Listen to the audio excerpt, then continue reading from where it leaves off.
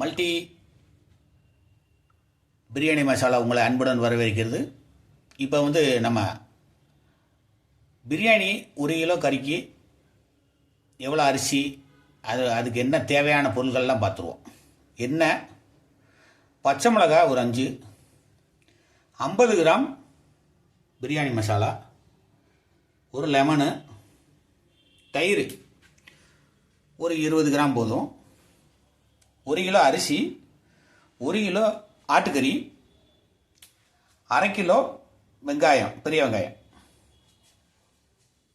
இஞ்சி ஒரு 100 கிராம், உப்பு ஒரு 50 கிராம், பூண்டு ஒரு 50 கிராம், கொத்தமல்லி, புதினா ரெண்டும் சேர்த்து ஒரு 100 கிராம், தக்காளி ஒரு 1/4 கிலோ. இவ்வளோதான். இதை வச்சு தான் நம்ம பிரியாணி இப்போ செய்ய போகிறோம். சூப்பராக எப்படி பண்ணுறதுங்கிறத கொஞ்சம் குயிக்காக பண்ணிடுவோம். சரிங்களா? இதை ஃபாலோ பண்ணிங்கனாலே உங்களுக்கு பிரியாணி ஈஸியாக வந்துடும். நெய் ஒரு 100 கிராம். இப்போ அரிசி பாசுமதி அரிசி என்றைக்குமே வந்துட்டோமா அரை வேக்காடு இல்லை, வேக வச்சுட்டு தான் பிரியாணியை வைக்கணும்.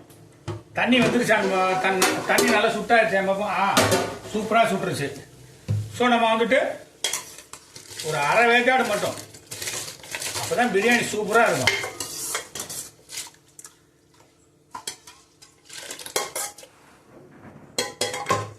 வெந்ததுக்கப்புறம் அடுத்து பிரியாணி செய்கிறதுக்கு எல்லாம் ரெடி பண்ணுவோம். நல்லா எப்படி வந்திருக்குன்னு பார்ப்போம். அரை வேக்காடு அழகாக வந்துருச்சு. அவ்வளோதான். தப்பா அமர்த்திட்டு அரிசியை பாத்திரத்தில் மாற்றிடணும். நீங்கள் எந்த எண்ணெய் வேணாலும் ஊற்றிக்கிங்க. நான் சாதாரண எண்ணெய் தான் ஊற்றுறேன். சரிங்களா?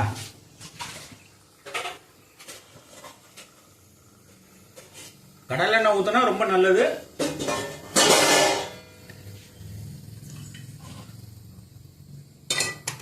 ஒரு 50 கிராம் போதும் எண்ணெய்.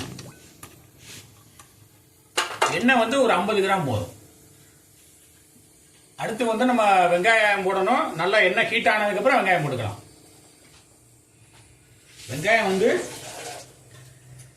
நமக்கு பொரியணும். அப்படி போட்டா இப்படி பொரியுது பார்த்தீங்களா? அந்த மாதிரி பொரியுதுன்னா நீ வெங்காயத்தை போடலாம்.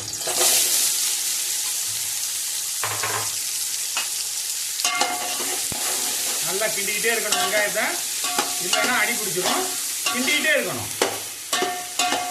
கிட்டத்தட்ட நம்ம ஒரு 1/2 கிலோ வெங்காயம் போட்டிருக்கோம். 1/2 கிலோ பெரிய வெங்காயம் போட்டிருக்கோம். பொன்னிறமாக வரணும் வெங்காயம், அப்போதான் நல்லா இருக்கும். நீங்கள் சைவம் அசைவம் எந்த பிரியாணி பண்ணீங்கன்னாலும் பொன்னிறமாக வெங்காயம் வந்தால் மட்டும்தான் அந்த பிரியாணி டேஸ்ட் கொடுக்கும். சொல்கிறத ஃபாலோ பண்ணீங்கன்னா எல்லாமே நல்லா இருக்கும்.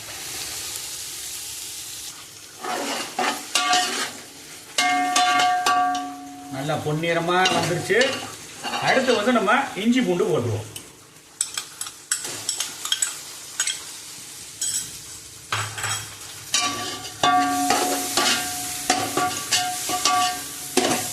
இஞ்சி பூண்டு வாடை போனதுக்கப்புறம் புதினா, கொத்தமல்லி போட்டுறணும்.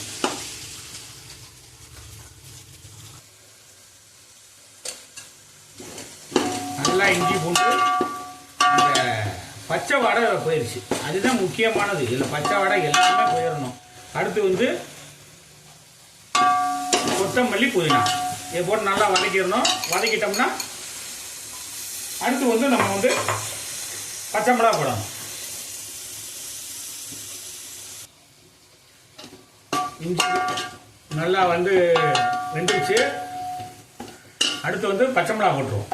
பச்சை மிளகாய் நான் முழுசாக தான் போடுவேன். அதான் நல்லா இருக்கும். அப்படியே சூப்பராக சாறு நல்ல வாசனை வரும். பச்சை போட்ட உடனே அடுத்து நீங்கள் தக்காளி போட்டுடலாம்.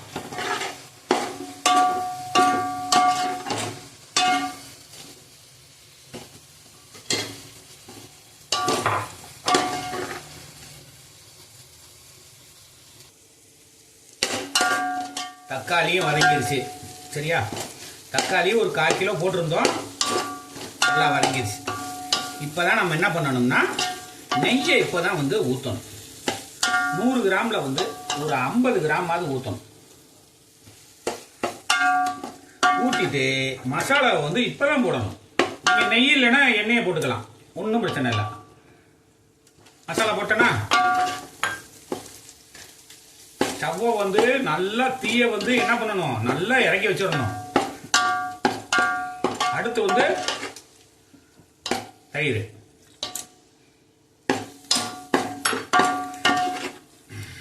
எல்லாமே நல்லா விரவிட்டே தான் இருக்கணும்.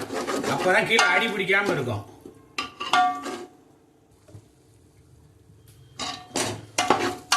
எவ்வளவு அழகா பிடிச்சு பாருங்க. இதுதான் இந்த மாதிரி வரணும். சரியா? அடுத்து நம்ம வந்து கறியை போட்டுடலாம். கறி வந்து நான் ஒரு 5 விசில் வச்சேன். 5 விசில் வச்சிருக்கேன். நல்லா வந்து இப்போ லைட்டாக கொஞ்சம் தீயை வந்து ஏற்றி வச்சுக்கலாம். ஏற்றி வச்சு நல்லா விரவிட்டே இருக்கணும், அடி பிடிக்க விட்றக்கூடாது. அதுதான் ரொம்ப முக்கியம்.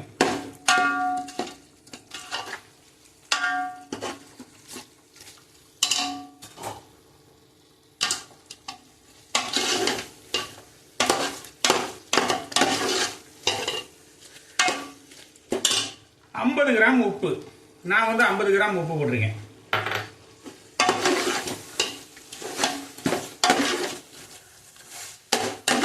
இப்போ திருப்பியும் வந்து தீயை வந்து இறக்கி வச்சிடலாம். இறக்கி வச்சுட்டு அரிசியை வந்து நம்ம போட்டுக்கலாம். அரை பதமாக தான் இருக்குது அரிசி, ஃபுல்லாக போட்டுடலாம். கிண்டிக்கிட்டே இருக்கணும், நல்லா கிண்டிடணும். மசாலா வந்து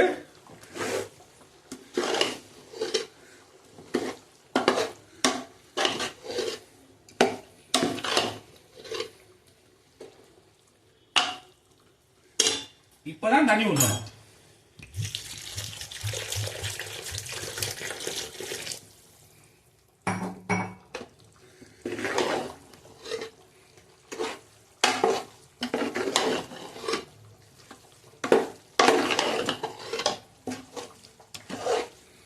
நல்லா மசாலா ஒரு 1 லிட்டர் தண்ணி ஊற்றிருக்கேன். திருப்பி நம்ம ஊற்றணும் தண்ணி.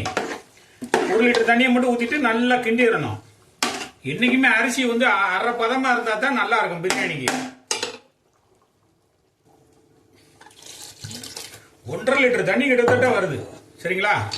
1.5 லிட்டர் தண்ணி நம்ம ஊத்துற மாதிரி வருது.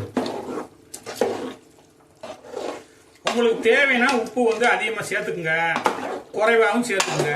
நான் ஒரு அளவோட தான் நான் சேர்த்துருக்கேன். ஏன்னா நிறைய பேருக்கு உப்பு பிடிக்காது, உப்பு சில பேருக்கு நிறையா பிடிக்கும். தண்ணி வந்து இந்த பாருங்க இவ்வளோதான், இந்த மாதிரி இருக்கணும். இப்போ வந்து நல்லா வந்து ஸ்டவ்வை வந்து கொஞ்சம் லோவில் வச்சிடலாம். வச்சுட்டு மூடி வச்சுருவோம் நம்ம.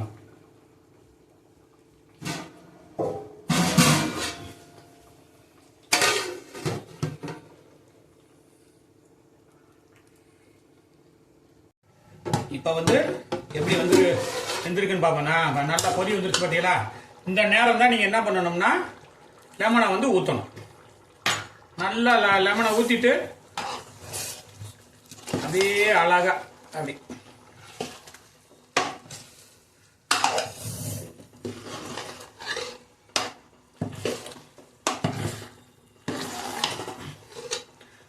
அரிசியை வந்து ரொம்ப வேக வச்சோம்னா குழஞ்சிரும் நிறைய. அதனால அரை வேக்காட்டில் வைக்க சொல்றது பிரியாணிக்கு. இதை பாசுமதிக்கு மட்டும்தான் இந்த மாதிரி. இப்போ வந்து அனலை வந்து கொஞ்சம் கம்மி பண்ணி வச்சிடணும். ஒரு அரை மணி நேரத்துக்கு வேக்காடு கொடுத்துருவோம். கரெக்டாக ஒரு அரை மணி நேரம் ஆயிடுச்சு. இப்போ எப்படி இருக்குன்னு பார்ப்போம். பாருங்க, தண்ணியெல்லாம் அழகாக வத்திருச்சா? அவ்வளோதான், அவ்வளோதான் விஷயம். இப்போதான் கடைசியாக மிச்சம் இருக்கிற நெய்யவும் ஊற்றிடணும். ஊற்றிட்டு அவ்வளோதான். என்ன பண்ணிடணும், ஸ்டவ்வை அமைச்சிடணும். உங்களுக்கு தேவைன்னா கங்கு மேலே போட்டுக்கலாம். இன்னும் ஒரு அரை மணி நேரம் கழிச்சு நீங்கள் என்ன பண்ணலாம், ஓப்பன் பண்ணி சாப்பிட்டுக்கலாம். ஸ்டவ்வை அமர்த்திடலாம்.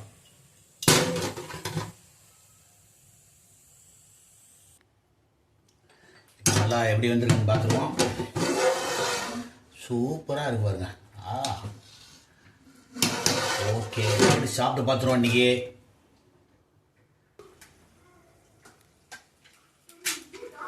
சூப்பராக நல்லா வெந்துச்சு.